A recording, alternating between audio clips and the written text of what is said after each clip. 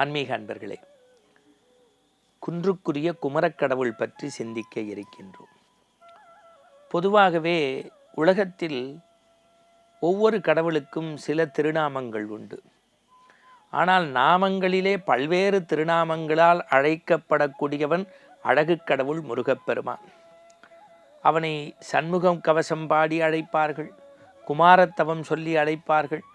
6666 பாடல் தந்த பாம்பன் சாமி வழி நின்று சிந்திக்கலாம். அருணகிரிநாதர் திருப்புகழ் சொல்லி நிற்கலாம். கச்சியப்ப சிவாச்சாரியார் எழுதிய கந்தபுராணத்தை படித்து கண்ணீர் மல்கச் சொல்லலாம். இப்படி கந்தவேல் கடவுள் முருகப்பெருமானுக்கு 1000 பெருமை உண்டு என்றாலும் அவனுக்குரிய முதல் பெருமை தெய்வ சிகாமணி. அது என்ன தெய்வ சிகாமணி? உலகத்தில் வேறு எந்த கடவுளுக்கும் இப்படி ஒரு பெயர், வினோத பெயர் கிடையாது. தெய்வ சிகாமணி. சிகை என்றால் தலை, உடம்பு உறுப்புகளில் மேலானது தலை. அப்பொழுது சிகை என்றால் தலை, மணி என்றால் சிகை மீது இருக்கக்கூடிய ஆபரண பொருள். அப்பொழுது உயர்வுக்கெல்லாம் உயர்வானது. தெய்வ சிகாமணி என்றால் உயர்ந்த கடவுள் என்று அர்த்தம். அப்போ பிற கடவுள் எல்லாம் குறைந்த கடவுளா என்றால் அப்படி அல்ல பொருள். குன்றுக்குரிய கடவுள் யார்? குமரன். இப்போ திருத்தணி, பழனி, பழமுதிச்சோலை என்று சுவாமிமலை என்று எந்த மலை உச்சியில் பார்த்தாலும் முருகக்கடவுள் அப்படி வேலோடு வினை தீர்க்க நின்று கொண்டிருப்பான். அவன் பாதத்திற்கு கீழேதான் குன்றும் மலையும் இருக்கும். அந்த குன்றிலிருந்து மலையிலிருந்து கற்களில்தான் கடவுளை செய்வார்கள். எனவே குன்றுக்கு மேலான கடவுள் என்பதால் பிற தெய்வத்திற்கு மேலானவன் இந்த தெய்வ சிகாமணி என்பதை உணர்த்துவதற்குத்தான் இந்த பொருள். அது என்ன? வைதாரையும் வாழ வைப்பான். உங்களுக்கு ஒரு முறையேனும் நீங்கள் வாழ்க்கையில் போக வேண்டிய ஒரு புண்ணிய தலம், சூரசம்ஹாரம் நடக்கக்கூடிய, கந்தசஷ்டி பெருவிழா நடக்கக்கூடிய, மனித தலைகள் மட்டுமே கடல் கூட்டத்தை போல அலையைப் போல வந்து போகக்கூடிய திருச்செந்தூர்.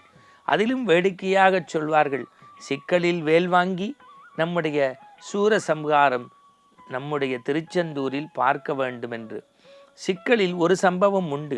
இன்றைக்கும் சூரசம்ஹார காட்சி போது முருகப்பெருமானினுடைய திருமேனியில் அங்கங்கு வேர்வை துளிகளாக வந்து முத்துக்கள் போல காட்சி தருகின்றது. ஆச்சாரியார் தொடக்க ஈரம் வந்து கொண்டே இருக்கிறது. அந்த தாய்க்கையிலிருந்து வாங்கக்கூடிய வேலை எடுத்து கொண்டுதான் சூரனை சம்ஹாரம் செய்வதற்கு திருச்செந்தூரில் அந்த வைபவம் நடைபெற்றது. அங்கே கச்சியப்ப சிவாச்சாரியார் ஒரு பாடல் வரிகள் சொல்கின்றார். கடைப்பல் முடைக்காத பாலகன் இவன், கார்ச்சிலம்பு அணியாதவன், நடை பயில்பவன் என்று ஏளனம் பேசினான் முருகனை. அப்பேற்பட்டவனை அவன் தன்னுடைய வேளால் குத்தி இருவேறு கிளையாக மாற்றி அவனை கிழிக்க வேண்டிய முருகன் அருள்பாலித்து தன்னை வைதவனை வாழ வைத்தான். எப்படி? சேவர் கொடியாகவும் அவனுடைய அற்புதமான வாகனமாக மயிலாகவும் சேவலாகவும் மாற்றி தன் பக்தன் மண்டியிட்டு வணங்கின்ற போது வைதாரையும் வாழ வைப்பான்.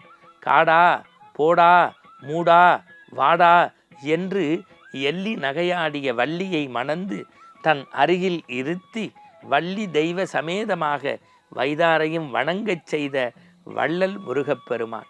இன்னும் சொல்லப்போனால் காஞ்சி மகாபெரிய சுவாமிகளினுடைய இஷ்ட தெய்வமாகிய, குலதெய்வமாகிய, அவர்கள் முன்னோர்கள் வழிவந்த சுவாமிமலைக்கு சென்று பார்த்தால் அப்பனுக்கு உபதேசம் செய்த சுப்பனாக இருப்பான். தந்தைக்கு மீது மகன் நிற்கலாமா என்று கேட்டால், இப்போ பழனியில் காவடி வருது, பிள்ளைய தூக்கி தந்தை தோள் மீது அமர்த்தி வைப்பான். கண்கொள்ளா காட்சியாக இருக்கும்.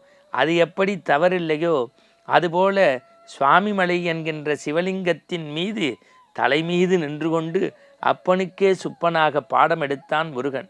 அதுக்கு ஒரே ஒரு காட்சி தான்.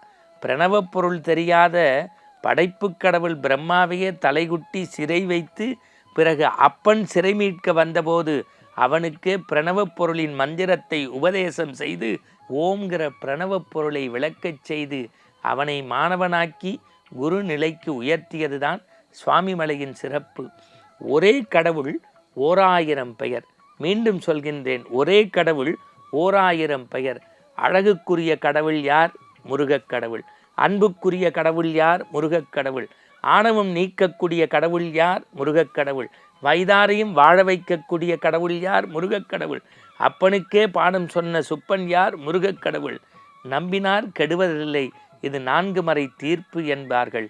அதுபோல நம்முடைய இதயத்தை ஏறுமையில் ஏறி விளை ஆடுமுகம் ஒன்று, ஈசனுடன் ஞானமொழி பேசுமுகம் ஒன்று என்று அருமுகக் கடவுளை வணங்கினால் ஆனந்தமும் அற்புதமும் இல்லத்தில் உள்ளத்தில் நிலைத்து நிற்கும்.